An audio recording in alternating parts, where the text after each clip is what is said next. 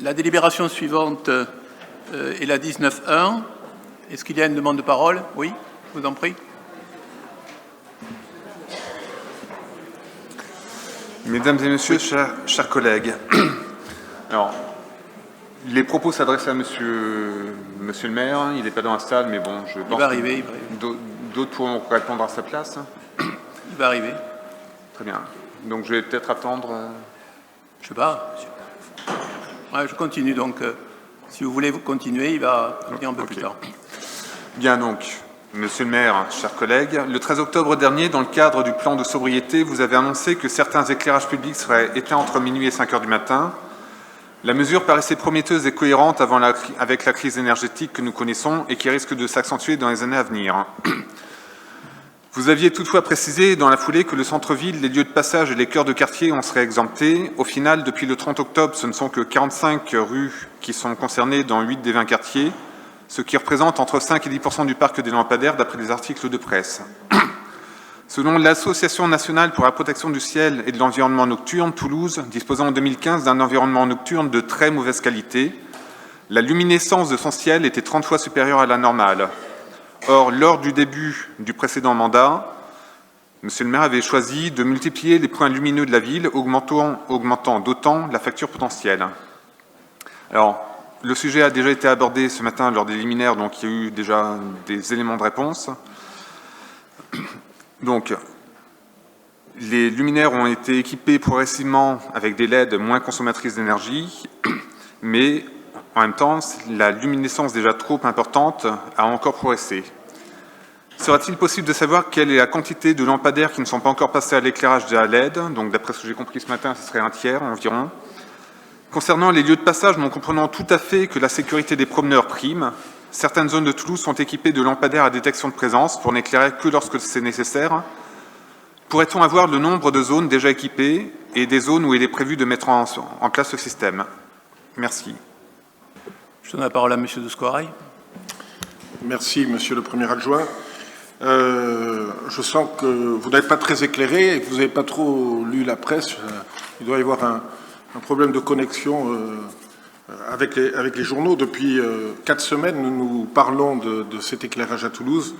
Alors, je vais vous répondre déjà globalement. Il y a 45 000 sur 60 000 lampadaires candélabres qui sont en LED.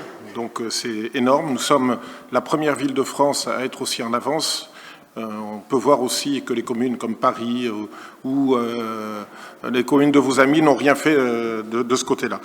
D'autre part, sur l'éclairage intelligent, nous avons en ce moment à peu près 1800 éclairages intelligents, c'est-à-dire qui nous font baisser la facture à 10%, enfin je dirais qui nous font baisser la facture de 80% par rapport à la facture LED qui a déjà baissé de 50%. Donc nous avons une avance très très forte dans ce domaine-là. Et nous allons continuer effectivement. Et les rues que nous avons éteintes sont des rues effectivement plus résidentielles sur lesquelles, dès que l'on pourra et dès qu'on recevra des appareils techniques pour pouvoir les passer en éclairage intelligent, nous le ferons. Je dirais que déjà dans 15 jours, il y a un quartier qui a été éteint, qui va passer en éclairage intelligent, et nous le ferons dès que nous aurons reçu les composants électroniques, puisqu'il y a des problèmes sur les composants électroniques à ce sujet. Je dirais que nous allons bien sûr continuer jusqu'à respecter les promesses du mandat. Nous sommes à 2 tiers effectivement de la mise en place de l'aide et nous allons essayer à la fin du mandat d'arriver à 100% et continuer après à travailler sur l'éclairage intelligent dans les quartiers qui en auront besoin pour essayer de passer, si l'on peut, à 2030 à peu près à 10 000 appareils dans ce domaine-là. Voilà. Je pense avoir répondu. Si vous avez d'autres questions, je suis à votre disposition. Alors, je vous remercie pour ces réponses précieuses. Juste, par contre, vous avez parlé de mes amis dans les autres mairies. Je n'ai pas spécialement d'amis en politique, donc je ne sais pas de qui vous parlez. Je vais vous dire, alors ça va être vite fait. À Grenoble, il y a 0. À Paris, on éclaire ou on éteint que les monuments, donc ce qui n'est pas le cas à Toulouse.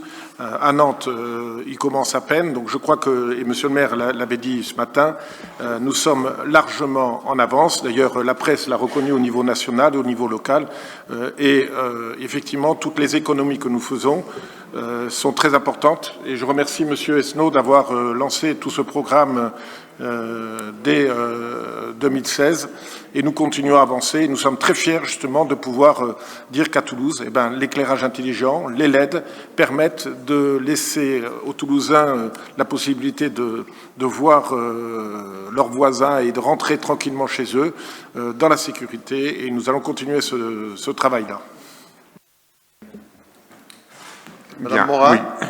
Je précise juste, j'ai quelques amis à Grenoble, mais à ma connaissance, ils ne font pas de politique. C'est tout. Je vous remercie. Tout dépend si c'est la politique, LA plus loin politique, ou si c'est L apostrophe à politique. Il faudra le préciser sur le compte rendu du conseil municipal. Madame Morin. Oui, petite réaction impromptue, enfin 2 réactions impromptues. Tout d'abord, pour vous signaler qu'à Grenoble, j'y étais il y a quelques mois et que j'ai trouvé des éclairages intelligents, donc je pense qu'il faut actualiser vos données. Et puis, concernant la ville de Grand-Sainté, ça fait des années qu'elle est équipée intégralement de LED. De Grand-Sainté, dans le nord de la France, dont Damien Carême était le maire. Et ça fait 5 ou 6 ans déjà qu'il avait équipé entièrement sa ville de LED, faisant baisser de manière importante la consommation. Donc ça, c'est sur le plan, je dirais, politicienne que vous avez évoqué. Par ailleurs, moi, j'aimerais attirer votre attention sur une problématique. Je rappelle qu'il y a une réglementation concernant les personnes aveugles et malvoyantes qui nécessitent, pour se déplacer en sécurité, d'avoir un éclairage qui soit suffisant et donc qui présente une certaine intensité.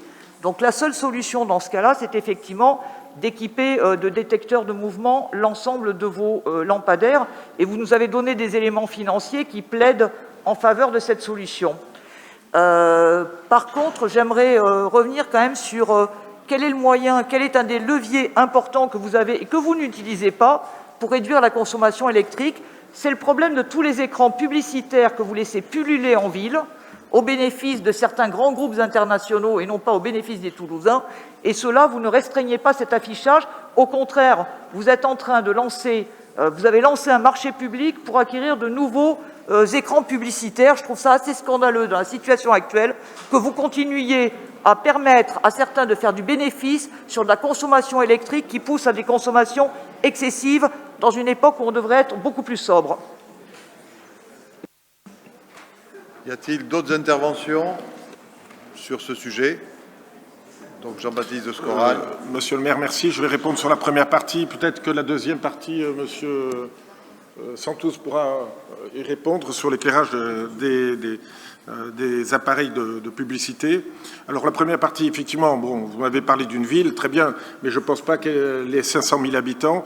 Et je crois que nous avons, la volonté, effectivement, d'être l'exemple des grandes villes de France, de pouvoir le faire. La deuxième chose, et vous avez raison, je suis absolument, et nous sommes absolument favorables à ce qu'il y ait une économie d'énergie en laissant justement de l'éclairage intelligent. Donc nous sommes en train de les installer.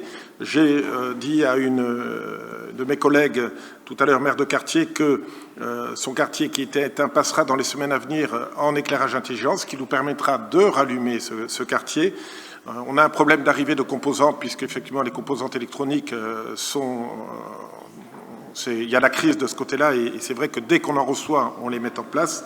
Et donc ça, c'est une activité qui est importante pour nous. Je voudrais aussi rappeler que vos amis, en particulier dans le département, et je suis bien placé parce qu'en étant aussi au SDEC, je le vois, demandent instamment, au lieu de réfléchir sur l'éclairage intelligent, que l'on éteigne complètement les villes et les villages. Ce n'est pas notre conception, donc je vous laisse avec vos amis, vous leur poserez la question. Merci. Je mets aux voix cette délibération. Qui ne participe pas, qui s'abstient, qui vote contre. C'est adopté.